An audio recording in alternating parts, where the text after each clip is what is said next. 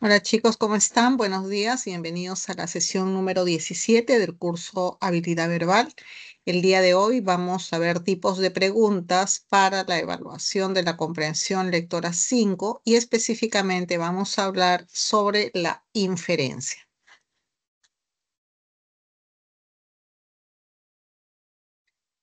La inferencia y la lectura inferencial. La inferencia como proceso cognitivo permite que la mente humana pueda derivar conclusiones a partir de determinadas informaciones expuestas en el texto, ¿no? Es decir, cuando nosotros estamos frente a un texto, se nos va a ir dando una serie de datos que, producto justamente de esa información, van a derivar de manera orgánica y lógica a otras conclusiones. La inferencia se emplea en la comprensión de todo tipo de texto, ya que todos los recursos elípticos son necesarios para asegurar la economía del lenguaje. Efectivamente, cuando nosotros hablamos de inferencias en términos generales, estamos refiriéndonos justamente a estas conclusiones a las que acabo de referirme hace un momento. A partir de una serie de datos que se nos va dando el texto, me van llevando a algunas conclusiones, es decir, a algunas inferencias. Y estas inferencias no necesariamente van a estar explícitas en el texto, sino voy a tener que deducirlas.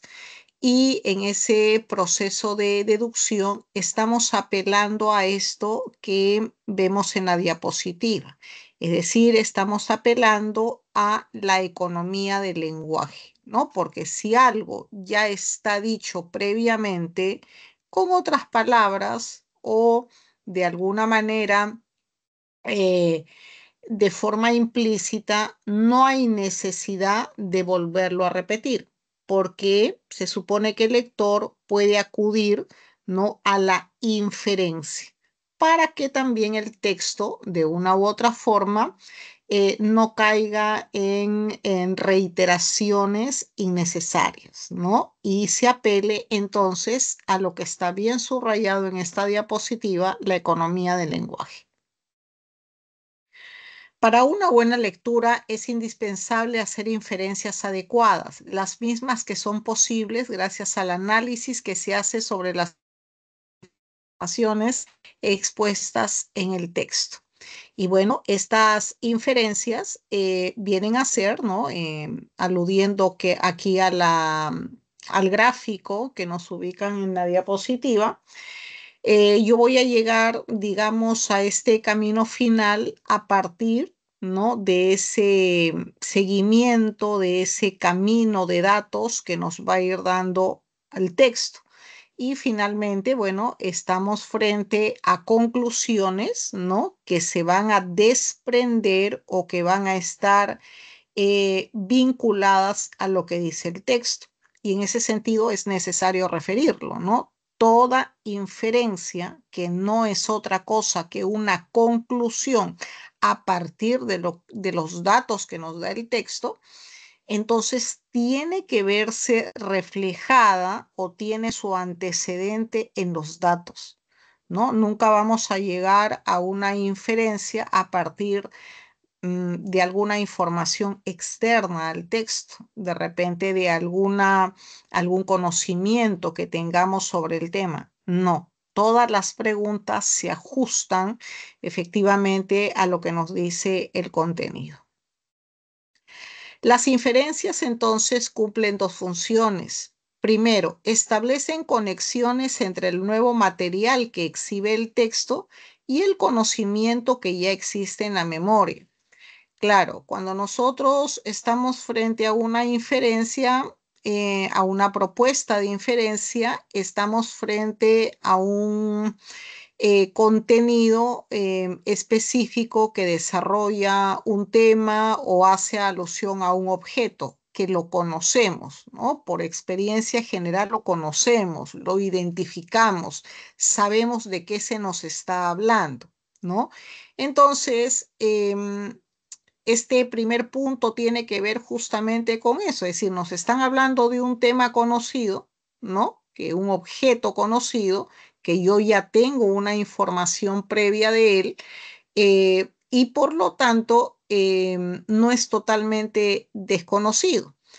Pero, como se nos refiere en este primer punto, lo que hace es establecer, cuando se nos propone ya el trayecto a recorrer respecto a ese objeto que se menciona, es establecer justamente la conexión, ¿no? La vinculación, ¿no? Entre lo que nosotros ya conocemos respecto al objeto y la nueva información, que es donde nos vamos a quedar, que nos ofrece el texto respecto a ese elemento, respecto a ese objeto que quizás ya conocemos previamente.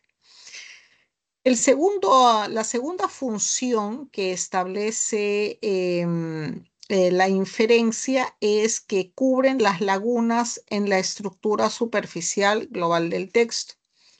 Como estábamos viendo hace un momento, un buen texto tiene que ser orgánico y tiene, entre otras cosas, que aplicar la economía del lenguaje. Si algo ya se nos está diciendo, ¿no? De manera implícita, no hay necesidad que en ese mismo texto más adelante se diga de manera explícita. Suficiente con esa información implícita, esos datos no explícitos que pueden llevar al lector a cerrar justamente esa laguna, ese espacio que el autor del contenido no lo ha cerrado totalmente. Es decir, el autor de un texto nos da elementos, nos da información, nos da datos que nos pueden llevar a que nosotros, los lectores, lleguemos a conclusiones. Y vamos a llegar a conclusiones respecto a esos datos que nos está dando el texto, porque el autor de ese contenido, aplicando la economía del lenguaje, pues dice, no es necesario cerrar esa información de manera explícita porque ya se nos está dando a partir de esos datos. Entonces, cuando nosotros hablamos de cubrir las lagunas, es justamente eso. Cuando aplicamos nosotros inferencia, la inferencia clásica, que la vamos a ver en un momento, es justamente, consiste en hacer explícito algo que está implícito. Es decir, en el texto se nos dan datos, llamémosle premisas, y a partir de esos datos o esas premisas, porque no hay más en el texto, nosotros, los lectores, podemos hacer conclusiones. Esas dos inferencias, esos dos datos, esas dos premisas nos llevan a conclusiones lógicas. Bueno, cuando nosotros llegamos a esas conclusiones a partir de esos dos datos, a partir de esas dos premisas, estamos haciendo inferencia. La inferencia tenemos que verla entonces como una conclusión que se anida o en todo caso que tiene su cimiento en datos. Y esa conclusión la vamos a precisar nosotros cuando marcamos la alternativa correcta, porque la conclusión no va a estar en el texto, ¿no? La conclusión la obtenemos nosotros a partir de esos datos que nos da el texto. Por lo tanto, estamos hablando que cuando hablamos de un proceso de inferencia, los lectores lo que tenemos que hacer es hacer explícito algo que está implícito, ¿no? Y de esa manera, cuando nosotros, ¿no? marcamos la clave correcta, ¿no? La pregunta ha sido marque la información, ¿no? Que se infiere, ¿no? Del texto. Lo que nosotros estamos haciendo al marcar es este punto 2. Estamos cubriendo esa laguna, ese espacio en blanco que el autor del contenido no lo puso de manera explícita. Nosotros estamos haciéndolo explícito cuando marcamos la clave correcta, ¿no? Y esa clave correcta de inferencia es una conclusión, pero no es una conclusión que se nos ocurre, es una conclusión que se anida en datos que sí están explícitos en el texto. Entonces, esa es la idea. Nosotros lo que vamos a hacer es cerrar esa información que el autor del texto no lo cerró, no lo tenemos explícito en el texto, pero nos da, eso sí, todos los elementos para hacerlo. Vamos a ver a continuación la tipología de la inferencia. En primer lugar, tenemos por el número de premisas. Atendiendo al número de premisas, tenemos inferencia directa. Consiste en desencadenar una conclusión sobre la base de un enunciado. Ejemplo, el juez sentenció al acusado. Entonces, ¿no? Fíjense solamente esto pequeñito, una inferencia directa. El juez sentenció al acusado. Yo les pregunto a ustedes, chicos, abran micro. ¿Qué puede venir a continuación después de estos datos que nos da el texto? A ver, ¿quién me puede decir?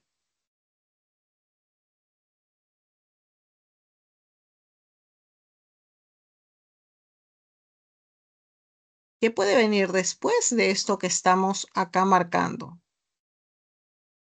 ¿No podía ser el acusado tuvo que cumplir la pena?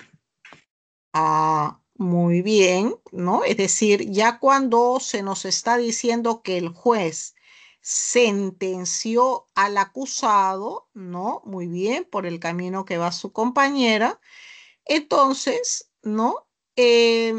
La sentencia fue, acá sería,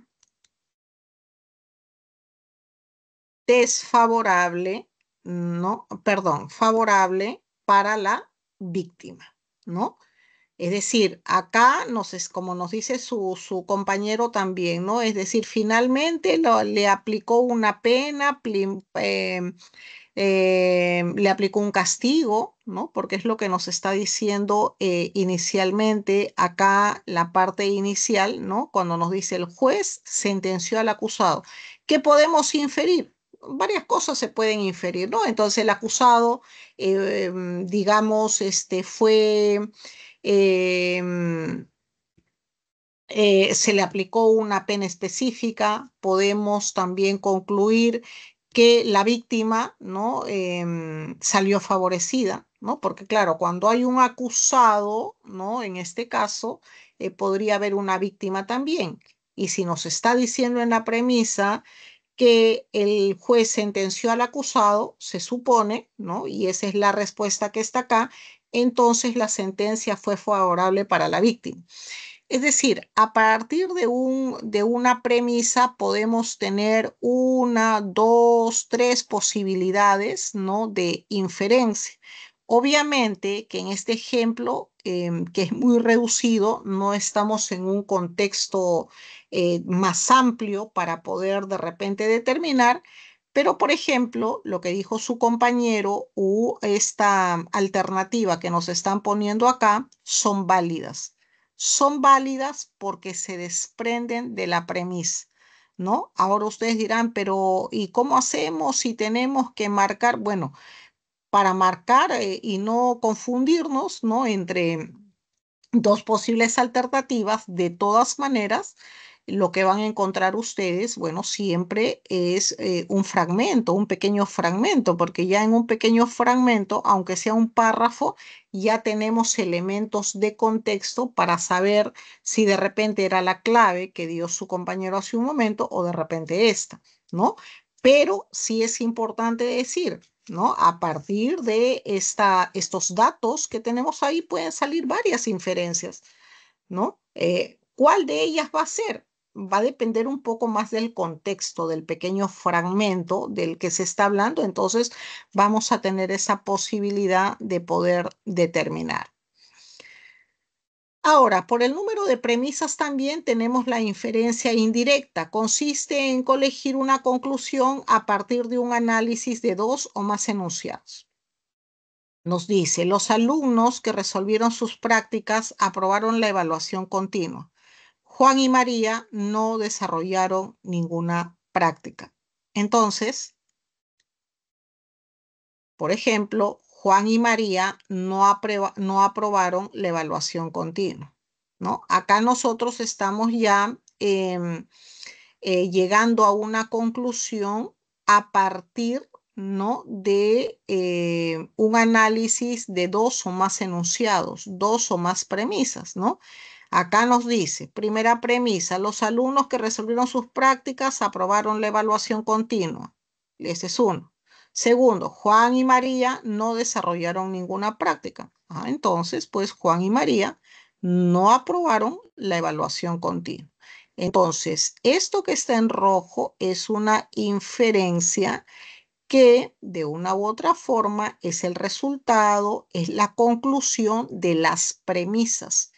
Entonces, a esto me refería cuando hace un momento les decía, cuando nos pidan inferencia, esta inferencia clásica es fundamentalmente ubicarnos en una conclusión. La inferencia es una conclusión que se desprende de manera lógica, de manera consistente de sus premisas. Por eso hace un rato también les decía, tienen que concentrarse en el texto, ¿no?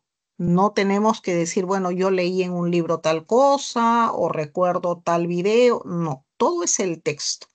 Entonces, acá llegamos a esta conclusión que está en rojo, que se desprende lógicamente de las premisas. Entonces, vayamos haciendo esta vinculación. Los datos, ¿no? que nos da el texto vendrían a ser las premisas.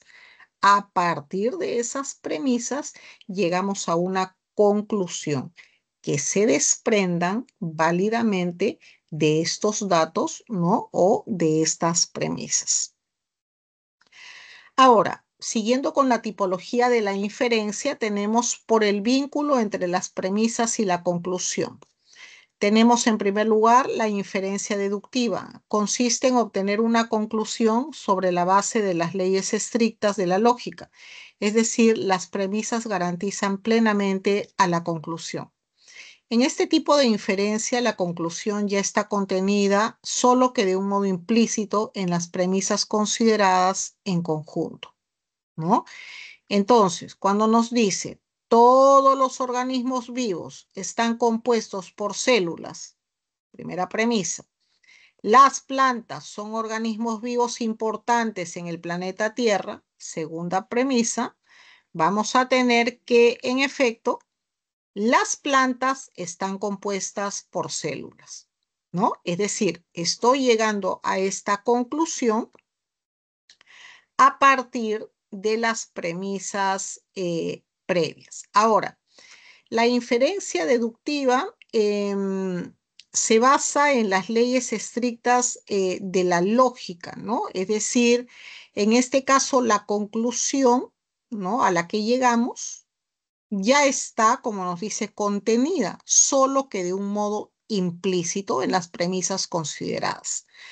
Cuando nosotros tenemos este tipo de inferencia deductiva, generalmente son inferencias lógicas por el trayecto, porque nos dice consiste en obtener sobre la base de leyes estrictas de la lógica, es lo que nos dice. Bueno, estas inferencias lo que hacen es llevarnos a una conclusión que va a ser irrefutable. ¿Y por qué va a ser irrefutable la conclusión a la que se llega cuando hablamos de inferencias deductivas?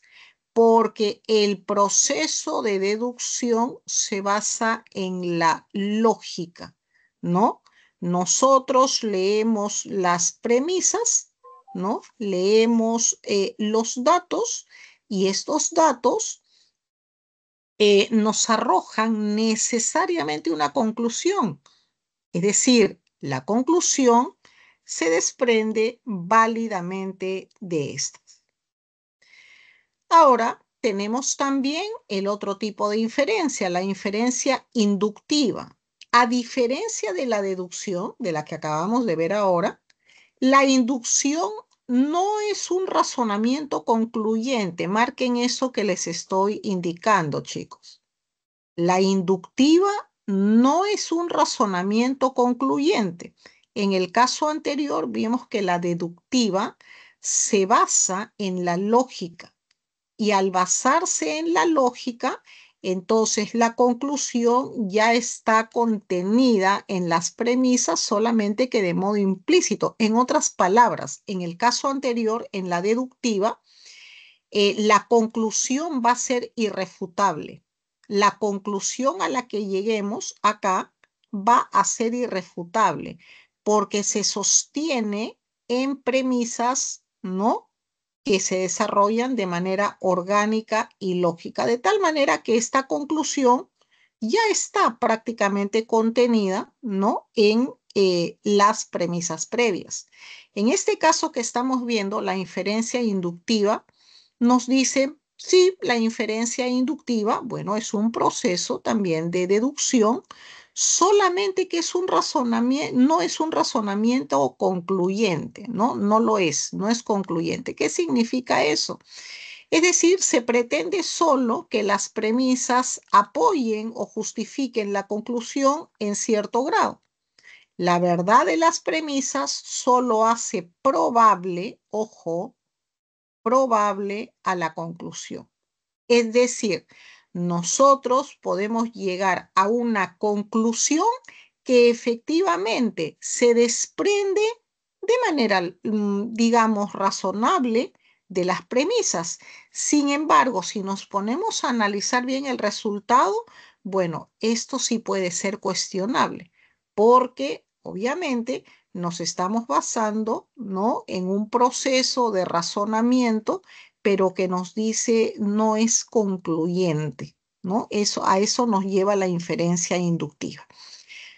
Lo vemos en el ejemplo. Pablo es romano y es católico.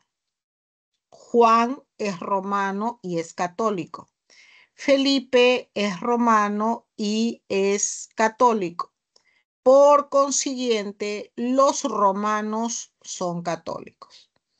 Bueno, a partir de toda la información que se nos da acá, Pablo es romano y es católico, Juan es romano y es católico, Felipe es romano y es católico, podemos llegar a una conclusión que se desprende de esto. Esta conclusión a la que llegamos se desprende de esto. Y esta conclusión nos diría pues que los romanos entonces son católicos. Y si bien es cierto, es una inferencia que se desprende de esto que nos dice este pequeño fragmento, bueno, como ustedes comprenderán, ya si analizamos la conclusión no puede ser, digamos, irrefutable. Es una conclusión válida desde el punto de vista lógico de lo que nos dice el texto, pero ilógico o inconsistente desde la lógica racional. Es decir, no todos los romanos van a ser católicos. Entonces, es ahí donde tenemos la inferencia inductiva. Muy bien, vamos a ver a continuación algunas actividades. Vamos, por favor, leyendo este fragmento, luego ubico las preguntas. Adelante, chicos.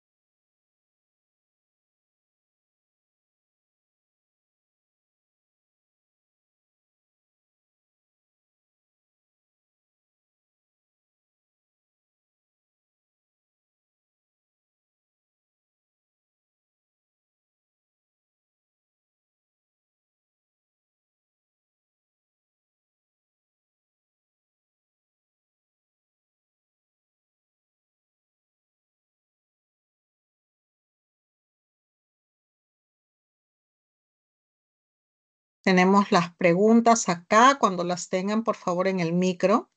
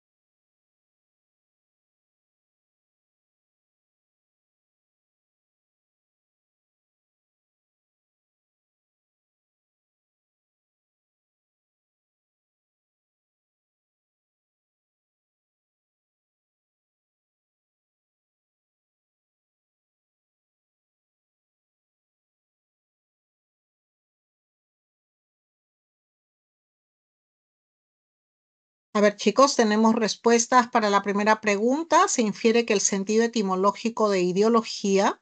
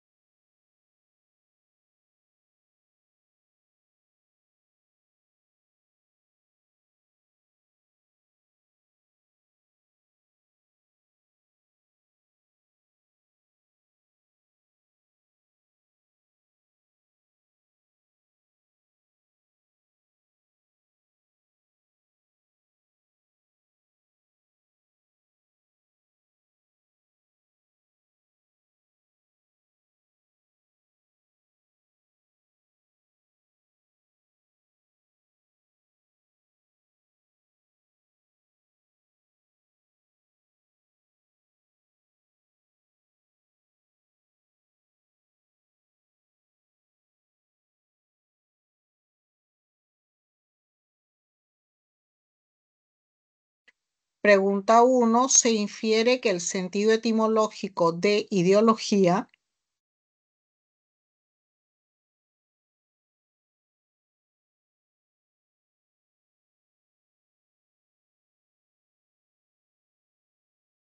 La B. Muy bien. Refiere a un sistema de ideas, más no a una sola idea. Claro, un sistema de ideas. No se trata en específico de uno solo. Pregunta 2. Se infiere que no todas las personas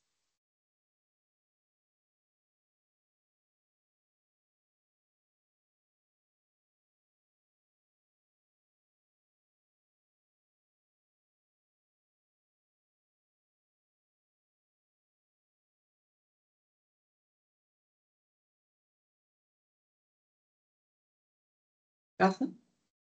Ok, muy bien. Alternativa D, ¿no? Llegan a materializar su ideología teórica, ¿no? Porque finalmente vemos que tenemos algunas concepciones, ¿no?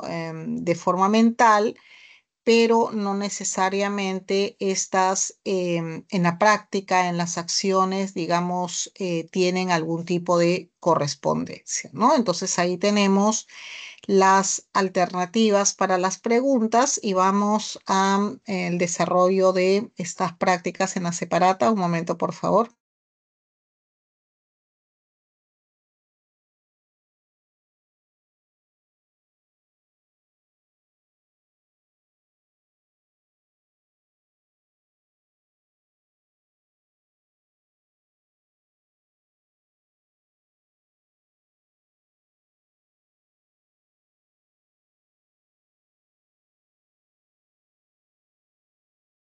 Muy bien, entonces vamos ahora al texto A.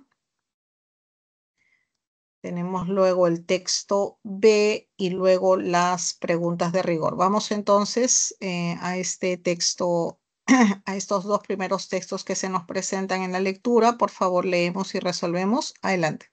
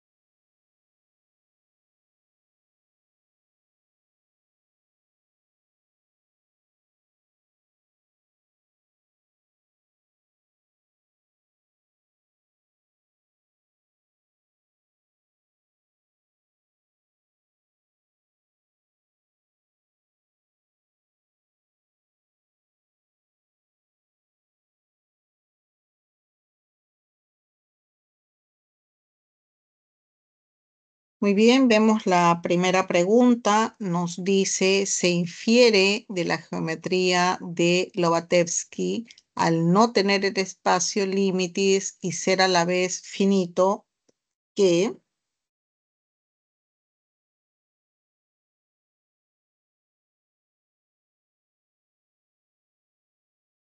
Ya. Muy bien. Una posible contradicción. Y es que la contradicción solo es en el lenguaje, ¿no? Por lo tanto, si se diera en este plano, pues sería posible también una,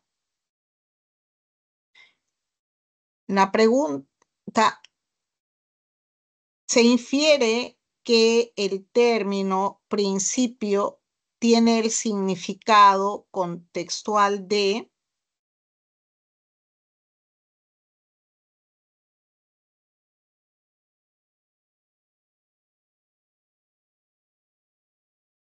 Bien.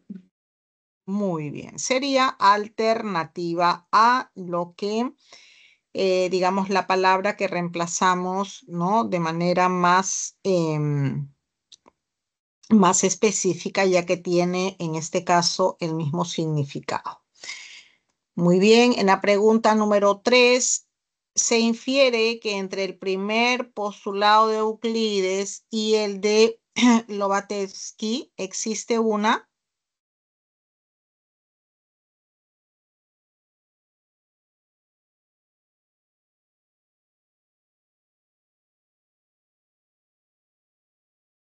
Ya.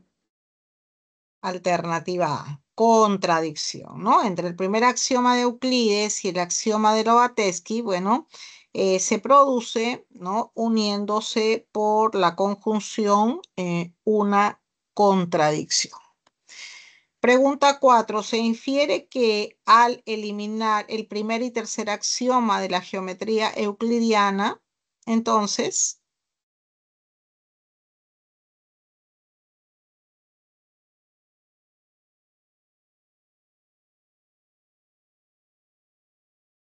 Claro. Ok, alternativa A.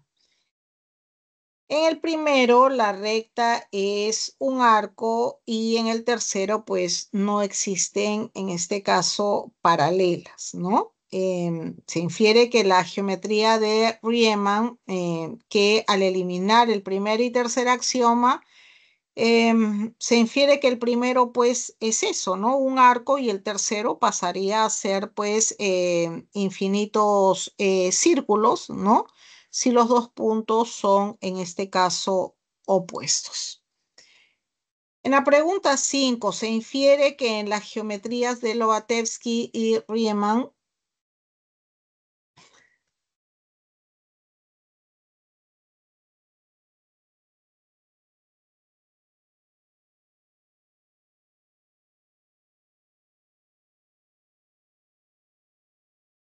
Ya. alternativa A quedó, efectivamente, los teoremas de ambas geometrías son diferentes. Efectivamente, ahí al tener el tercer axioma diferente en ambas geometrías, bueno, se deducen teoremas también diferentes. Ok, muy bien, todas las claves fueron en A. En este caso, vamos entonces ahora a la sección 2. Tenemos el primer texto. Vamos, por favor, leyendo y resolviendo. Adelante, chicos.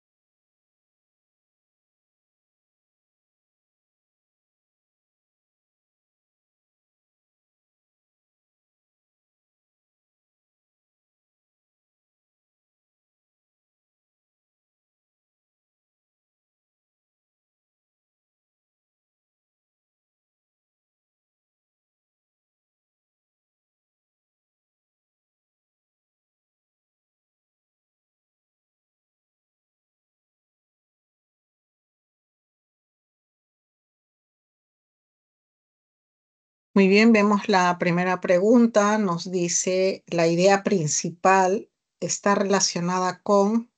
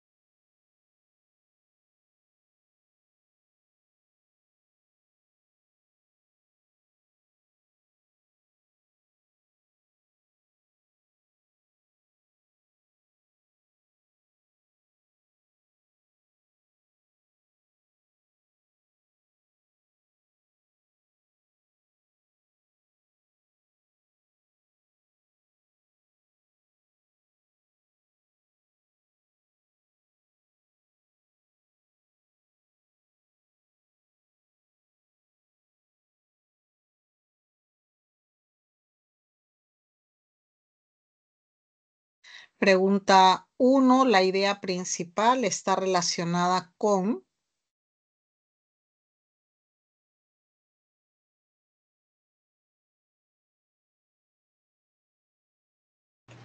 La E.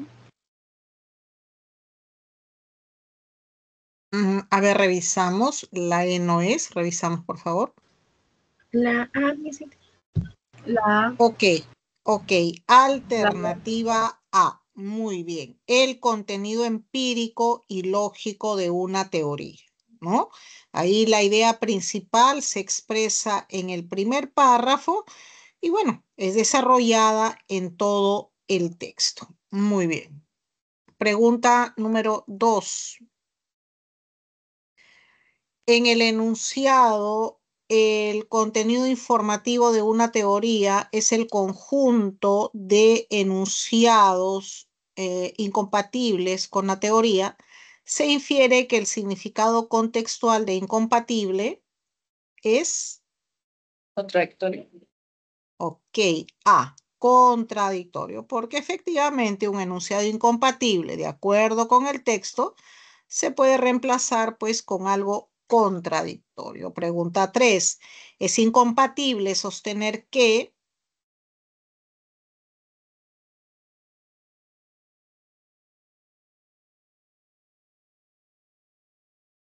La A ver, revisamos, por favor.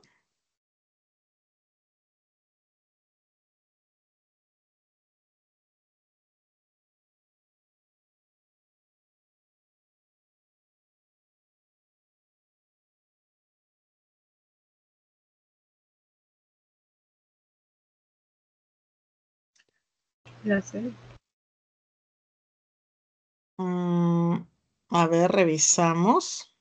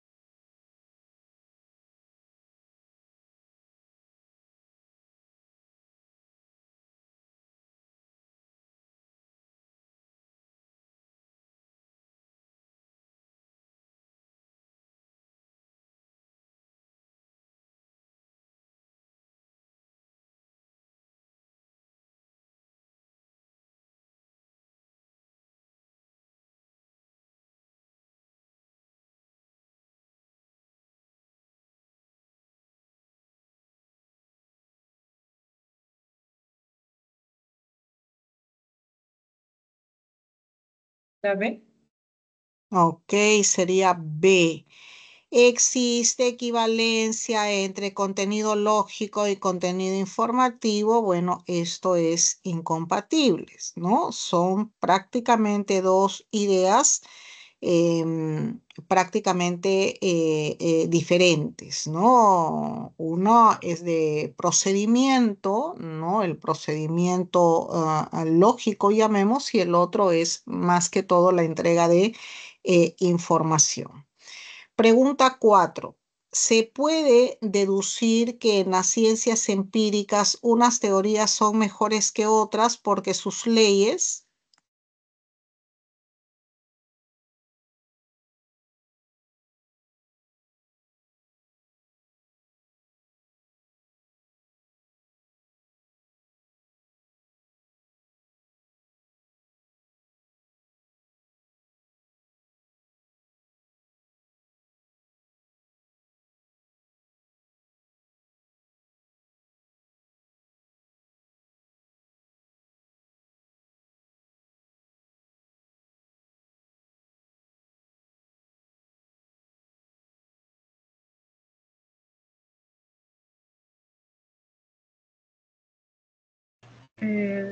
La E. Muy bien, alternativa E. Tienen diferentes contenido informativo, ¿no? Unas teorías son mejores que otras porque tienen mayor contenido empírico en algunas cosas, ¿no? Pregunta 5. Si la teoría de la evolución no pudiera predecir la aparición de una nueva especie, entonces,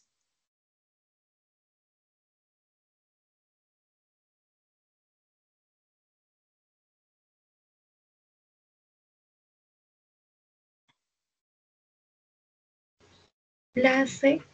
muy bien. C. Carecería entonces de contenido lógico. Y es que una teoría tiene contenido lógico, siendo esta pues la clase de consecuencia que se deriva finalmente de la teoría. Muy bien. Vamos a continuación entonces con el texto A. Adelante, chicos.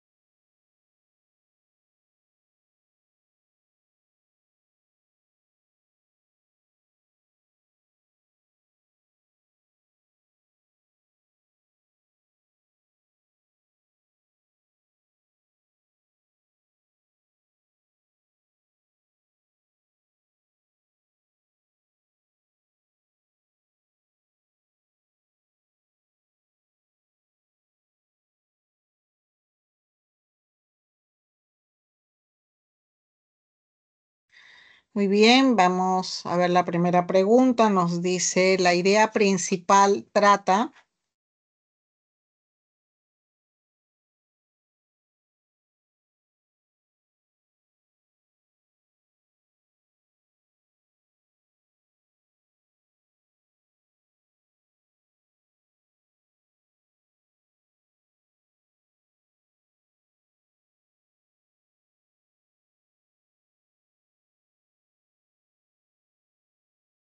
A ver.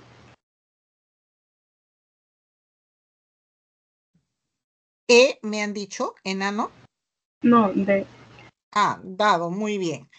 De la predicción en la física de Aristóteles y Descartes, efectivamente, ¿no? Ahí en Aristóteles vemos que hay ausencia de predicciones cuantitativas porque desconoce los hechos, ¿no? Diferente a la física cartesiana, donde las leyes y las condiciones prácticamente iniciales permiten las predicciones. Pregunta 2. En el texto B, las condiciones iniciales tienen el significado de La B. B de bueno, no. A ver, revisamos.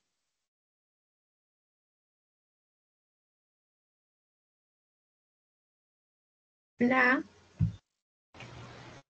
Ok, sería alternativa A, A. ¿no? Vienen a ser hechos, ¿no? Las condiciones iniciales describen el estado del sistema y en conjunto con las leyes establecen cómo el sistema evolucionará. Pero ahí en el texto nos dice, pero sin un conjunto concreto de condiciones iniciales, su evolución no puede ser especificada. Es decir, estamos hablando fundamentalmente de hechos. Pregunta 3. ¿Es incompatible sostener que en la física el movimiento de Aristóteles? La B. Bueno, muy bien. Las predicciones eran medibles y cuantitativas, ¿no? Efectivamente, las predicciones no existían en la física de Aristóteles, no tuvo pues la necesidad de la predicción. Pregunta número 4. Se infiere que en la física cartesiana para la predicción son imprescindibles. Las leyes y condiciones iniciales. Muy bien. El texto dice de manera explícita, con un conjunto dado de condiciones iniciales, las leyes de la naturaleza establecen cómo el sistema evolucionará. Eso nos dice el texto.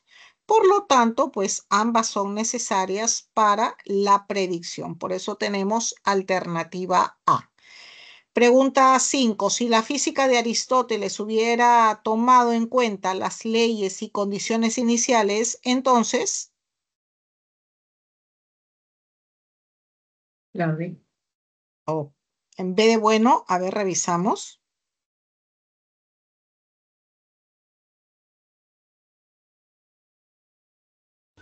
La D.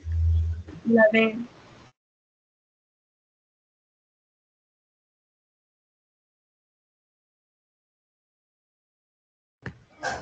La C. Exacto, alternativa C.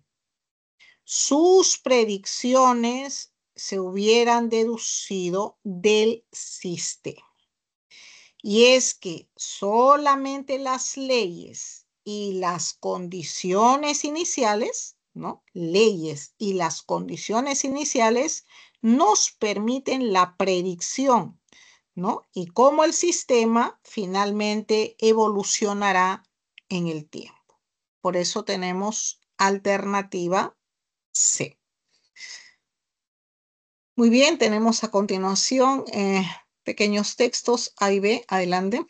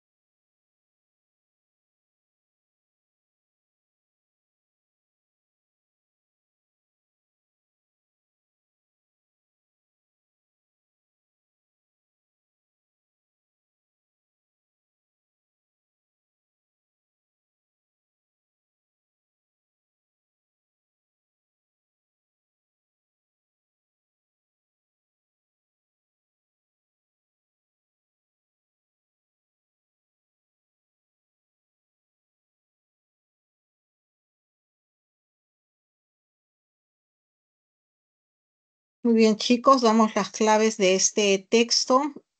Pregunta número 1, enano. Pregunta número 2, dado. Pregunta número 3, dado.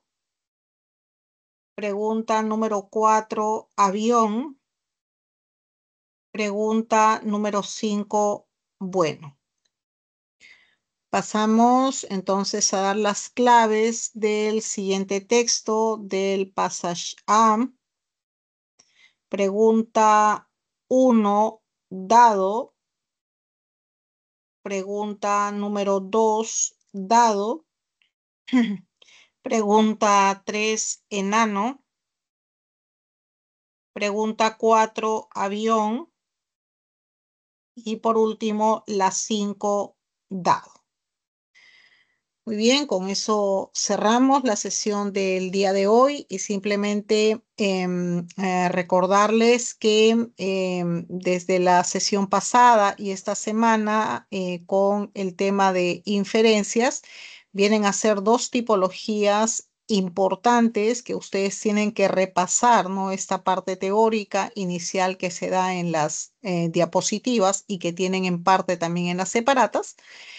Porque son preguntas de rigor en las evaluaciones, ¿no? Compatibilidad e incompatibilidad de la sesión pasada y bueno, esta separata de hoy que se refiere específicamente a inferencia. Les agradezco, chicos, a todos por su atención. Nos encontramos la siguiente semana. Gracias.